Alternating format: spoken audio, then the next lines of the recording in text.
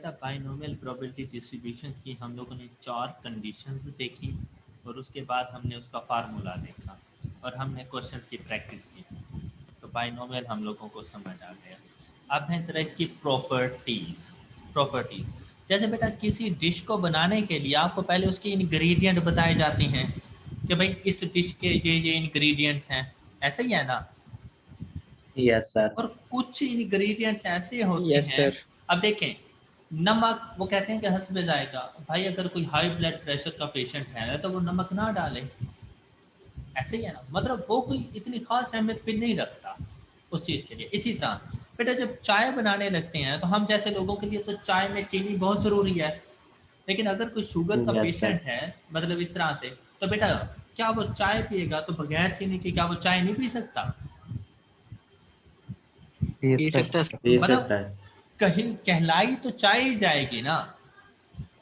Yes sir. अच्छा yes अच्छा, sir. अब यहाँ पर आप ये बताओ चाय के लिए कौन सी ज़रूरी चीज़ें हैं जिनके बगैर चाय नहीं कहलाई जा सकती?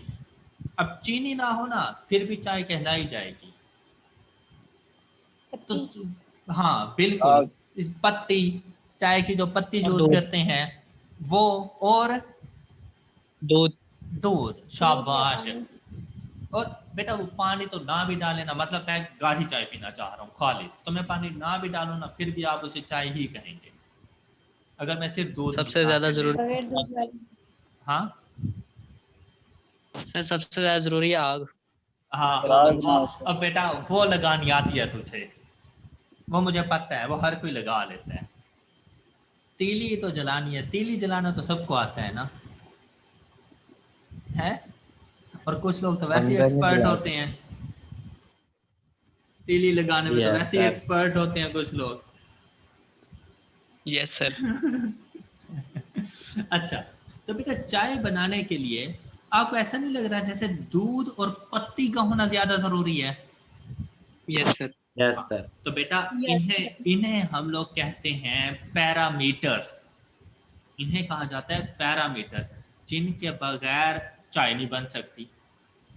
इसी तरह से बाइनोमियल प्रोबेबिलिटी डिस्ट्रीब्यूशन हम लोग कर रहे हैं, तो हम बाइनोमियल प्रोबेबिलिटी डिस्ट्रीब्यूशन में उसके पैरामीटर्स देखेंगे। अब पैरामीटर्स क्या हैं? एक तो ये कि भाई एक्सपेरिमेंट को कितनी मरतबा रिपीट कर रहे हो, क्योंकि अगर आपको ये ना पता हुआ तो एन की वैल्यू क्या लिखोगे? और हमने तो उसकी कंडीशन में पढ़ा था कि experiment is repeated for a definite number of time, तो यस सर। एन की वैल्यू का होना जरूरी है, एन की वैल्यू का होना ज़रूरी है, यस यस सर। क्योंकि सर। उसके बगैर आप लोग फाइंड नहीं कर सकेंगे।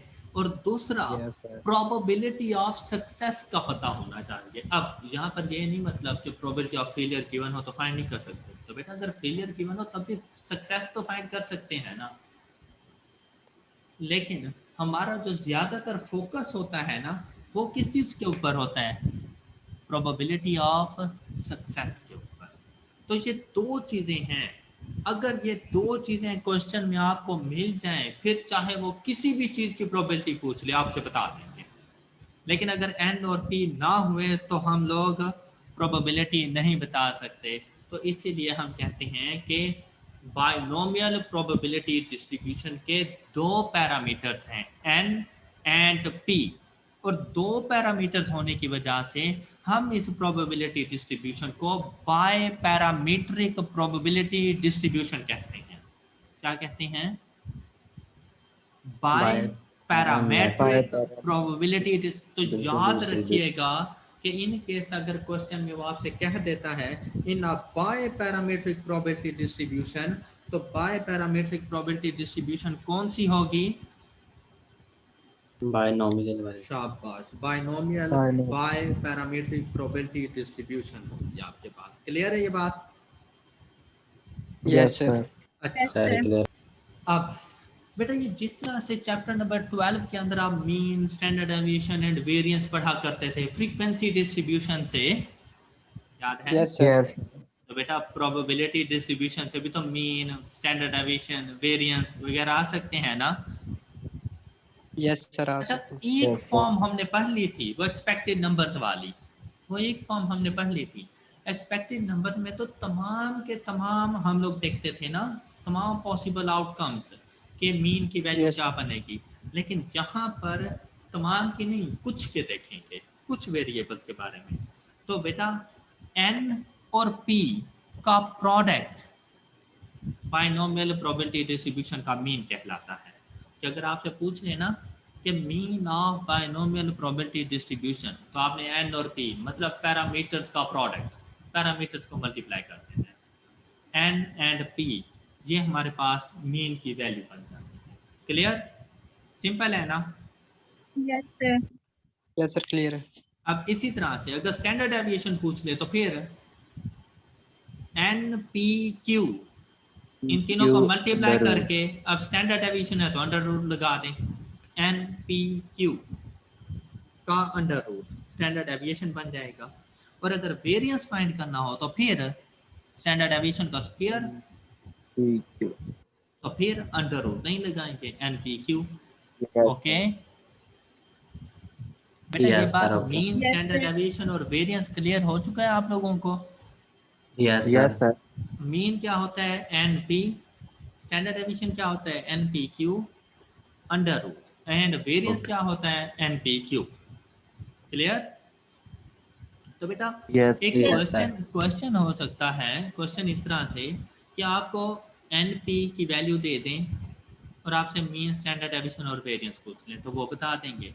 लेकिन ये भी हो सकता है कि मीन, स्टैंडर्ड डेविएशन या वेरिएंस में से कोई भी चीज़ आपको बता दें और आपसे प्रोबेबिलिटी डिस्ट्रीब्यूशन के पैरामीटर्स पूछ लें, या अब अगर मीन, स्टैंडर्ड डेविएशन या वेरिएंस बता दें तो पैरामीटर फाइंड कर लेंगे। Yes, sir. पैरामीटर्स फाइंड हो जाएंगे, मीन, स्टैंडर्ड डेविएशन या वेरिएंस बता दें Yes, तो sir. यहाँ से Yes, sir. पैरामीटर्स फाइंड करके किसी भी वेरिएबल्स की हम लोग प्रोबेबिलिटी फाइंड कर सकते हैं। ये क्वेश्चन कुछ इस तरह से हो सकता है आपसे, जैसे आप क्वेश्चन नंबर 7 को देखें। Question number 7, A random variable x is binomially distributed। तो बेटा यहाँ पे उसने खुद बता दिया कि बाइनोमियल डिस्ट्रीब्यूशन है और बाइनोमियल डिस्ट्रीब्यूशन के मीन की वैल्यू 3 और उसके वेरिएंस की वैल्यू 2 है, और हमसे पूछा है कि probability of x is equal to 7 बता दें। अब बेटा अगर बाइनोमियल डिस्ट्रीब्यूशन है, हमें तो प्रोबेबिलिटी फाइंड करने के लिए जो पैरामीटर है np चाहिए, जबकि उसने हमें क्या बताया है, मीन और वेरिएंस। तो बेटा बाइनोमियल डिस्ट्रीब्यूशन में मीन को किससे रिप्रेजेंट करते हैं, NP. And And तो लिख दो variance. np is equal to 3। yes, sir. और Yes, इसी sir. तरह से वेरिएंस को किससे रिप्रेजेंट करते हैं, NPQ. NPQ. तो npq इज इक्वल टू 2 लिख दो। Yes, sir. Yes. यहाँ से अब मैं npq की वैल्यू फाइंड कर सकता हूँ। तो np की वैल्यू 3 है, तो इसको क्यों ना 3q इज इक्वल टू 2 कर दूं। Yes, sir. यहाँ से मुझे q की वैल्यू मिल जाएगी। Yes, sir. 2/3. तो भाई p की क्या वैल्यू होगी फिर, 1 minus 2/3. तो p इज इक्वल टू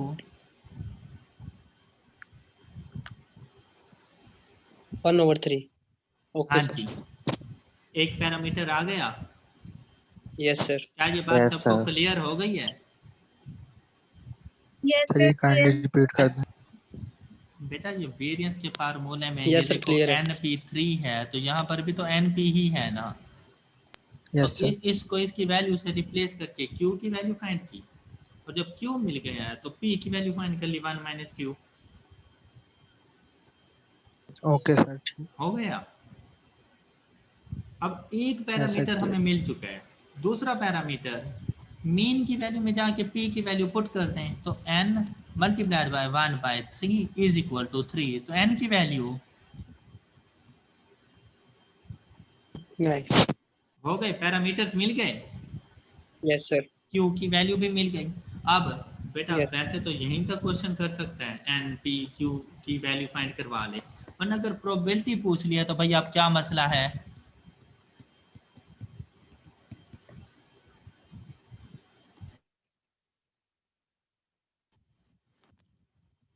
हम लोग इसे किस तरह से लिखेंगे, 9 c 7 multiplied by 1/3 multiplied by 1/3 raised to power 7 multiplied by 2/3 raised to 2/3 power 2 2। Question solve हो गए हैं।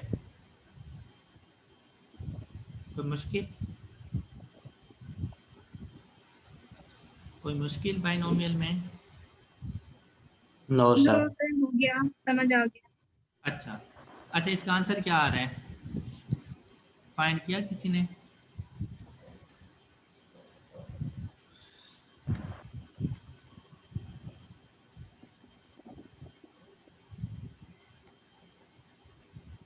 बताएं। कर रहा हूँ। अच्छा, किसी ने भी स्टार्ट में नहीं किया था कि चले हम यहाँ यार इसका आंसर फाइंड कर लें। कितना? 0.0073।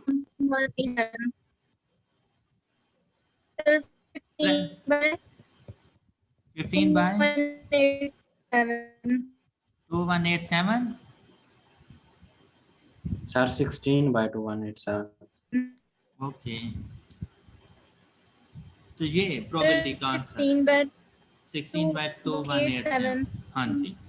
अच्छा, ये हम ना मुझे क्वेश्चन नंबर 6 सॉल्व करके दें, जल्दी करें। क्वेश्चन नंबर 6 सॉल्व करके दें।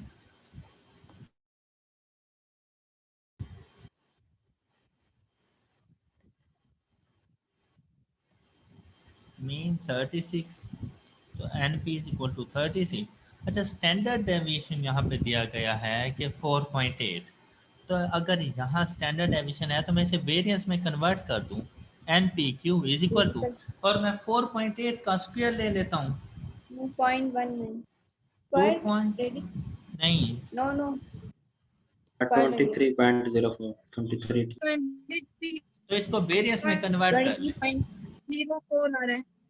फिर अब इसको ना सेम उसी मेथड से NP की वैल्यू जाके पुट करें। 36Q 23.04, then Q is equal to 0.64। Yeah, right? 0.64। Yes sir. Then yes sir. Okay. P is equal to 0.36। तो ये 0.36 यहाँ चला गया, 36 n is equal to 36, then n is equal to, तो उसने फाइंड n and p कहा था, n and p हमने फाइंड कर लिया, n 100 and p 0.36 हो जाएगा। यस सर हो गया। Yes sir. तमाम स्टूडेंट्स, ये मजे मजे की चीजें, मुफ्त के नंबर्स पड़े हुए हैं। Yes sir. चलें, गुड। यस सर भी कहता रहे, अब नंबर भी कभी ना पूरे लेंगे। सर हाँ जी सर, ये क्वेश्चन नंबर 7 में जो 1/2 के ऊपर जो पावर 7 दिया हुआ है सर, हाँ, सर अगर हम ये किस तरह पता चलेगा कि प्रोबेबिलिटी ऑफ सक्सेस पे पावर 7 लेना और 2/3 पे पावर 2 लेना सर? बेटा बताया होगा है, बताया हुआ है कि हमने प्रोबेबिलिटी फाइंड 7 की करनी है, इसलिए हमने 7 लिया है, क्वेश्चन में की बन है। ओके। और अगर फार्मूला देखो तो बेटा जो चीज़ यहाँ पर होती है ना C के नीचे, वही P की पावर बनती है, यस सर। डन। और Q की पावर n माइनस एक्स, कि टोटल में से प्रोबेबिलिटी, ये जो सक्सेस की जो पावर है वो माइनस कर दो तो फेलियर की पावर जाके बनेगी। तो आगे 2 इसीलिए लिखते हैं कि टोटल 9 है, 9 में से 7 इधर आ गया, 2 उधर चला जाएगा। Okay okay sir. अच्छा जी, मेरे ख्याल से आपको जो बाइनोमियल की ये जो प्रॉपर्टीज पढ़ी हैं ये समझ आ गई है। यस सर हो गया। अच्छा, ये ना बाइनोमियल की प्रॉपर्टी है कि बाइनोमियल के मीन की वैल्यू हमेशा ग्रेटर देन वेरिएंस होती है एंड स्टैंडर्ड डेविएशन। मीन की वैल्यू वेरिएंस और स्टैंडर्ड डेविएशन से हमेशा ग्रेटर देन होती है, तो ये वैसे याद रख लीजिएगा। Done. Okay sir. Okay sir. Yes, sir. अच्छा जी, अब पैरामीटर कौन कौन से थे बाइनोमियल के? अब बात जरा गौर से सुनने वाली है। बाइनोमियल के पैरामीटर कौन कौन से थे? N और P. एन एंड पी, शाबाश। तो बाइनोमियल ने कहा, बाइनोमियल ने कहा कि भाई क्वेश्चन बाइनोमियल से उस वक्त सॉल्व करना जब ये कंडीशन फुलफिल हो जाए। क्या कंडीशन? कि वो जो आप एक्सपेरिमेंट रिपीट कर रहे हो ना, वो बहुत ज्यादा मरतबा नहीं रिपीट करना, लेस देन 30 टाइम रिपीट होना चाहिए। n की वैल्यू लेस देन 30 होनी चाहिए। ओके। Okay sir. और जिस इवेंट की प्रोबेबिलिटी फाइंड करने जा रहे हो, उस इवेंट के आने के चांसेस, मतलब उसकी जो प्रोबेबिलिटी ऑफ सक्सेस है, जो p की वैल्यू है, वो 5% से ज़्यादा हो। क्योंकि अगर 5% से कम हुई तो हम तो उसे अनलाइकली टू अकर कहते थे ना। Yes sir. तो वो कहते हैं कि जब आपको पता है कि इवेंट की प्रोबेबिलिटी 5% से कम है, तो वो नहीं बाइनोमियल से सॉल्व करनी। 5% से ज़्यादा होनी चाहिए प्रोबेबिलिटी ऑफ सक्सेस, 5% से ज़्यादा, और n की वैल्यू 30 से कम होनी चाहिए। तो बेटा अब तक हमने जितने भी ये क्वेश्चन सॉल्व किए बाइनोमियल से, उनमें आप देख रहे हैं n की वैल्यू 30 से कम होती थी और प्रोबेबिलिटी ऑफ सक्सेस 5% से ज़्यादा होती थी। Yes sir. ऐसा ही है ना? Yes sir. Yes sir. तो ये जमशेद भाई ने पूछा, ये क्या बात हुई? अगर कोई ऐसा इवेंट आ जाए जिसमें n की वैल्यू 30 से ज़्यादा हो और प्रोबेबिलिटी ऑफ सक्सेस 5% से कम हो, तो हम उस सिचुएशन में क्या करेंगे? ये सिचुएशन हो सकती है ना भाई, ये अलग बात है Yes, sir, हो सकती है। बाइनोमियल ने मना किया है, लेकिन ये सिचुएशन तो हो सकती है ना कि n की value greater than equal to 30 और p प्रोबेबिलिटी ऑफ सक्सेस 5% से बिलो हो। तो क्या Yes, sir. करेंगे? तो हमने कहा कि भाई बाइनोमियल ने तुम्हें मना किया ना कि ये क्वेश्चन नहीं सॉल्व होना, तुम किसकी तरफ चले जाना? पॉइजन। पॉइजन प्रोबेबिलिटी डिस्ट्रीब्यूशन की तरफ। क्लियर? Yes sir. तो बेटा पॉइजन अगर क्वेश्चन में खुद कह दे कि यूजिंग पॉइजन डिस्ट्रीब्यूशन, तो लाजिम बात है वही लगा देंगे। Otherwise Poisson probability distribution and binomial probability distribution का क्वेश्चन सेम होता है, सिर्फ पैरामीटर्स की वैल्यूज को देखना पड़ता है और उनकी कंडीशंस अप्लाई करनी पड़ती हैं कि कंडीशंस बाइनोमियल की कंडीशन को फुलफिल कर रहा है या पॉइजन की। बाइनोमियल के n लेस देन 30 और p greater than equal to 5%, और अगर n की value greater than equal to 30 और p लेस देन 5% हो जाए तो पॉइजन डिस्ट्रीब्यूशन लग जाता है। क्लियर?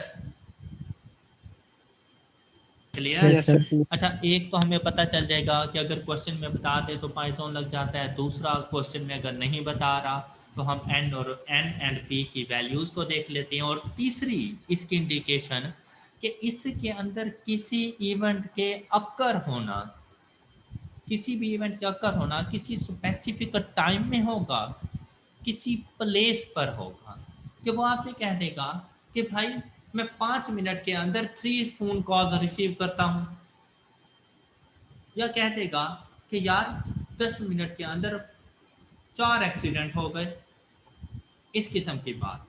तो स्पेसिफिक टाइम में किसी इवेंट का अक्कर होना, प्लेस, मतलब आपसे कह दें कि भाई कराची के अंदर इतने टाइम में इतने एक्सीडेंट हो गए, तो वो प्लेस वगैरह की बात भी कर सकते हैं। तो कहीं पर भी किसी इवेंट के अक्रंस की बात कर देता है, या रेट ऑफ चेंज की बात करता है, किसी ना किसी किस्म का कोई स्पेसिफिक रेट, जैसे ग्रोथ रेट होता है, डेथ रेट होता है, कि भाई इतने % में से इतने % इस बीमारी से मर, जैसे आजकल कोविड-19 है, तो हम डेथ रेट बता सकते हैं कि भाई 2 of 1000, सपोज कि आउट ऑफ 1000% 2% की डेथ हो जाती है, तो आप खुद अच्छा। देख लें कि ये जो रेट है ये बेसिकली पी की वैल्यू है और ये पी की वैल्यू लेस देन 5% है, तो इसके ऊपर बाइनोमियल नहीं लगेगा, कौन लगेगा? Poisson probability distribution. Poison. Okay okay sir. तो ये पता चल गया कि पॉइसन अप्लाई कब होगा। Yes sir. अच्छा जी, अब चलते हैं फिर पॉइसन के फार्मूले की तरफ। अच्छा, पॉइसन भी अप्लाई इंडिपेंडेंट इवेंट्स के लिए ही होता है। अब पॉइसन के फार्मूले की तरफ, तो ये देखें एक निक्का सा फार्मूला आपके सामने है पॉइसन का। Okay okay sir. अच्छा जी, अब इसका मतलब क्या है इस फार्मूले में? बेटा ये जो x होता है ना, ये तो है रैंडम वेरिएबल, जिसकी मतलब हमने प्रोबेबिलिटी फाइंड करनी है। x से तो वो मुराद है, क्लियर? ये जो e है ना, e से मुराद है exponential number, ideal number, the Pierce number, वो जो आपके कैलकुलेटर में गिवन है, ये वो हो गया। तो बाकी कौन रह गया? लैम्डा। ये लैम्डा का लैम्डा। साइन है, तो ये लैम्डा का साइन आया हुआ है हमारे पास, तो बाकी हमारे पास लैम्डा रह गया। तो लैम्डा इस पॉइसन प्रोबेबिलिटी डिस्ट्रीब्यूशन का पैरामीटर है कि जब तक आपके पास लैम्डा की वैल्यू नहीं होगी ना, तब तक आप क्वेश्चन नहीं सॉल्व कर सकते। तो इसे हम लोग पॉइसन प्रोबेबिलिटी डिस्ट्रीब्यूशन का पैरामीटर कहते हैं। तो कितने पैरामीटर हुए पॉइसन प्रोबेबिलिटी डिस्ट्रीब्यूशन के? एक ही पैरामीटर हुआ ना, Yes. एक ही पैरामीटर हुआ ना। तो एक Yes, पैरामीटर sir. होने की वजह से हम इसे यूनी पैरामीट्रिक प्रोबेबिलिटी डिस्ट्रीब्यूशन कहते हैं। क्या कहते हैं हम लोग? Uni parametric probability distribution. Done? Yes, sir.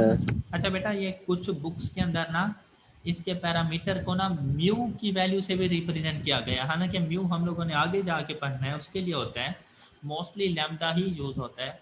लेकिन अगर इसके ऊपर कभी इस तरह से आ जाए ना, e raise to power minus mu and mu raise to power x and x factorial, तो बेटा उससे मुराद भी उसका पैरामीटर ही है। वैसे ज़्यादातर लैम्डा से हम लोग डिनोट करते हैं पॉइसन प्रोबेबिलिटी डिस्ट्रीब्यूशन के पैरामीटर को, लेकिन अगर किसी बुक में म्यू भी लिखा है तो आपने परेशान नहीं हो जाने के पता नहीं इसका क्या मतलब है या शायद फार्मूला चेंज है, तो ऐसा कुछ नहीं है। तो म्यू से रिप्लेस करें या लैम्डा से, तो वो कुछ भी हो सकता है। डन? तो इसीलिए मैंने ना साथ में ये म्यू भी इधर साथ में लिख दिया, लेकिन ये एक्सेप्शनल केसेस में ही होता है, कुछ कुछ बुक्स में ऐसा, वरना हम लोग लैम्डा ही यूज कर रहे होते हैं। ओके बच्चों? Yes, sir. Yes, अच्छा, sir. ये यूनी पैरामीट्रिक तक आपको बात समझ आ गई होगी। Yes, sir. अब हमने कहा कि भाई n की value greater than equal to 30, p की वैल्यू 5% हो तो जाकर पॉइसन लगा देना। और पॉइसन ने कहा कि भाई मुझे मेरे पैरामीटर की वैल्यू तो दे दो, ऐसे ही है ना। तो पॉइसन का जो पैरामीटर था वो था लैम्डा, और इसी पैरामीटर की वैल्यू को ही पॉइसन का मीन कहा जाता है। बाइनोमियल का मीन क्या था? बाइनोमियल का मीन क्या था? पैरामीटर्स का प्रोडक्ट, एनपी। Yes sir. तो और पॉइसन का मीन क्या है? Lambda. Lambda.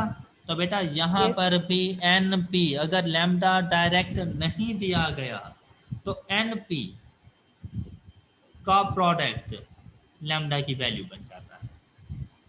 Okay okay Yes, sir. Yes, sir.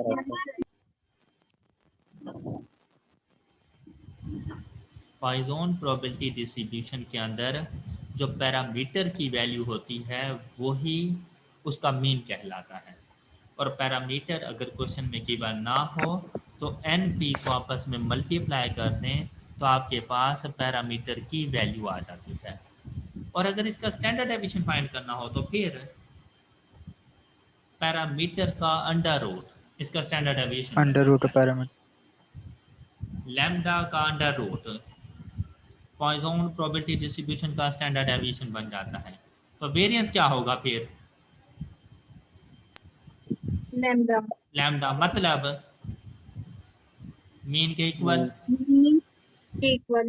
Yes sir. हाँ, तो बेटा ये बात आपने हमेशा याद रखनी है कि भाई बाइनोमियल प्रोबेबिलिटी डिस्ट्रीब्यूशन में मीन ग्रेटर देन वेरिएंस होता है, जबकि पॉइसन प्रोबेबिलिटी डिस्ट्रीब्यूशन में mean is equal to variance होता है। क्लियर? Yes, sir. और इसकी वैल्यू Yes, sir. कैसे आती है हमारे पास? NP से। तो बेटा मैं NP. क्या ये कह दूं कि NP अंडर रूट करेंगे तो पॉइसन का स्टैंडर्ड डेविएशन आ जाएगा, और अगर NPQ Yes. अंडर रूट करेंगे तो बाइनोमियल का स्टैंडर्ड डेविएशन आ जाएगा। Yes, sir. बात क्लियर हो Yes, गई है sir. तमाम स्टूडेंट्स को? Yes, sir. अच्छा, अब आपने ये फार्मूला देख लिया तमाम ने, पॉइसन का फार्मूला देख लिया आप लोगों ने। E Yes, sir. Yes sir. E raise to power minus lambda, ये रेज टू पावर, ये जो अब माइनस है ना, ये फार्मूले का हिस्सा है। E raise to power minus lambda multiplied by lambda raise to power x, जिसकी प्रोबेबिलिटी फाइंड करनी है, divided by x factorial. Done? Yes sir. Yes, sir. अच्छा, अब ये देखें क्वेश्चन इसका।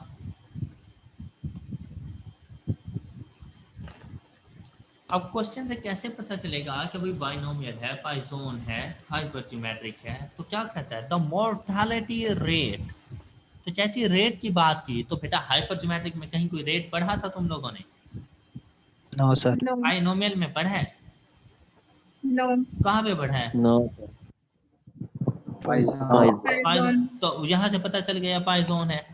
अब मोर्टेलिटी रेट है, तो ये जो रेट बताता है ना, ये प्रोबेबिलिटी ऑफ सक्सेस में पी होती है, पी की प्रोपोर्शन होता है। ये क्या है कि मोर्टेलिटी रेट 7/1000, कि यार 1000 बंदों में से 7 लोग मर जाते हैं। पी की वैल्यू को पता चल गया है आपको? तो Yes, आपको sir. पी की वैल्यू Yes, हमेशा sir. इसी तरह से बताएगा, Yes, sir. किसी रेट की फॉर्म में। फिर what is the probability for 2 deaths? तो बेटा जिसकी प्रोबेबिलिटी फाइंड की जाए वो किसकी वैल्यू होती है? X. X की वैल्यू।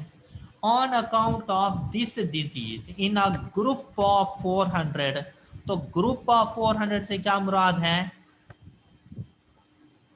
N. N की वैल्यू. N की वैल्यू। अब खुद देखें, N की वैल्यू 30 से ग्रेटर हो गई। अब Yes, sir. क्वेश्चन में कहीं नहीं लिखा हुआ था, क्वेश्चन में कहीं नहीं लिखा हुआ था कि आपने पॉइसन लगाना है, बाइनोमियल लगाना है। और ये देखो डेथ रेट है, तो बेटा हर किसी का मर जाना तो इंडिपेंडेंट इवेंट होता है ना। Yes, sir. इस वजह इंडिपेंडेंट इवेंट है, तो आप बाइनोमियल में जाएंगे तो भाई N 400 मिल गया, P 7/1000 मिल गया। लेकिन जैसे ही बाइनोमियल पे जाने लगे उसने मना कर दिया, भाई रुक जा 400 के सैंपल साइज के साथ तो भागा चला आ रहा है बाइनोमियल से, तो प्रोबेबिलिटी ऑफ सक्सेस भी तुम्हारे पास 5% से बिलो है। तो यहाँ से जाओ किसके पास? Poison. पॉइसन के पास।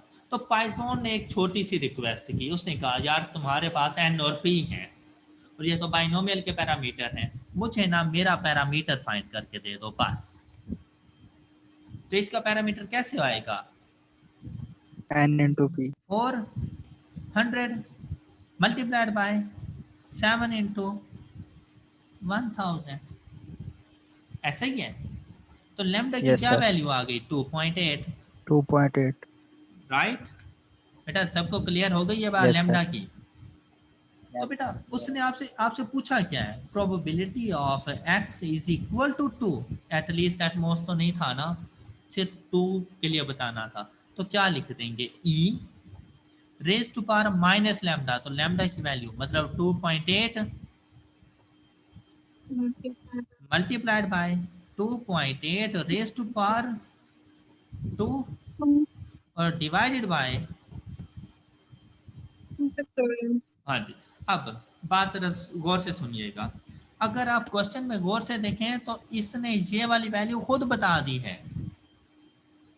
तो अगर क्वेश्चन में खुद से बता दे जो वैल्यू, तो आपने वही वैल्यू पुट करनी है। फिर आपने यहाँ पे 0.06 ही लिखना है, वरना प्रोबेबिलिटी में फर्क आ जाएगा। क्योंकि अगर ना बताए तो फिर तो कैलकुलेटर में एज इट इज आके पुट कर दो, लेकिन कैलकुलेटर की जो वैल्यू है ना वो 0.0 समथिंग है, मतलब आगे चलती जा रही है वो वैल्यू, तो थोड़ा सा स्लाइटली सा डिफरेंस आ सकता है। तो जब उसने वैल्यू खुद बता दिया तो आप वही वैल्यू यूज करें। Okay, multiplied sir. By Okay, sir. 2.8 raise to power 2 over 2 का factorial is equal to, question का आंसर करें 0.235. 2352. बस क्वेश्चन सॉल्व हो गया। ये पाइथन का क्वेश्चन है। क्लियर? Yes, sir. अच्छा, Yes, sir. एक और बात बड़े अहम गौर से सुने बेटा, जब उसने क्वेश्चन में आपको e रेज़ टू पावर -2.8 बता दिया था, तो ऐसा नहीं है e की पावर में क्या चीज मौजूद होती है? लैम्डा। Lambda. तो बेटा Lambda. लैम्डा की वैल्यू उसने बता नहीं दी कि 2.8 है, Yes, sir. तो क्या मुझे फिर अलग से फाइंड करने की जरूरत थी? No, तो देखिए sir. ना, मैंने भी तो 2.8 ही फाइंड की थी ना। और देखो अगर ना बताता तब भी तो हमने फाइंड कर ली ना। Yes, sir. Yes, sir. Clear है सबको? Yes, sir. चलें, शाबाश, गुड। अब एक और क्वेश्चन करते हैं, हो जाए फिर एक और question. Yes, sir. Question number 10, ये क्वेश्चन मैं खुद करके देता हूँ 10, उसके बाद से आपने करना है। अभी आपकी जरा अंडरस्टैंडिंग को इम्प्रूव करना है मैंने। An office switchboard receives telephone calls at a rate of 3 calls per minute। एक तो रेट की बात आ गई, और दूसरा आप देखें स्पेसिफिक टाइम के अंदर किसी इवेंट का अकर होना है, तो कौन सी प्रोबेबिलिटी लग जाएगी? Poison. पॉइजन। पता चल गया Poison. कैसे लगेगी, क्यों लगेगी? Yes, sir. Yes, sir. Rate. Rate. अच्छा, on the average what is the probability of receiving no calls? No call. तो ये x की वैल्यू है जिसकी प्रोबेबिलिटी फाइंड करनी है इन 1 मिनट टाइम, तो ये n की वैल्यू है, n की वैल्यू 1 मिनट टाइम इंटरवल। अब यहाँ पे देखें तो उसने लैम्डा खुद नहीं बताया हुआ, तो बेटा ऐसी सिचुएशन में जो रेट है ना, वो क्या रेट इस तरह से नहीं है 3 कॉल्स पर 1 मिनट, हम यूं लिखेंगे ना इसे। Yes.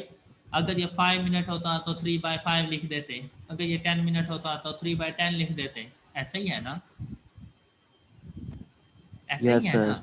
अच्छा, अब देखें बेटा, ये जो n की वैल्यू है एंड पे, ये मिनट्स में है या सेकंड्स में है? Minute. मिनट्स में है। Minute. ऊपर जो टाइम है वो मिनट्स में है, सेकंड्स में है? वो भी मिनट में। तो बेटा जब दोनों का यूनिट सेम हो तो टाइम को चेंज करने की जरूरत नहीं है। हाँ, अगर नहीं यहाँ सर, पे होता ये- probability of receiving no calls in 20 seconds, नीचे n की वैल्यू इन सेकंड्स होती, तो बेटा इन मिनट्स को मैं सेकंड्स में कन्वर्ट कर देता, फिर मैं 3/60 लिख देता। ओके 3/6. Okay, Yes, sir. तो अभी हमें ना कन्वर्ट करने की जरूरत नहीं है। हमने ये रेट लिखा, रेट मल्टीप्लाइड बाय n, तो n की वैल्यू भी 1 है, तो लैम्डा की वैल्यू क्या हो जाएगी? 3। ओके,